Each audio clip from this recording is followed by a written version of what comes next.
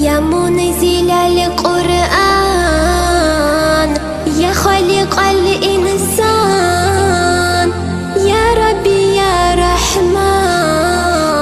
شكرا يا رب، شكرا يا ربي، شكرا هديت قلبي، شكرا نورت دربي، شكرا شكرا يا رب.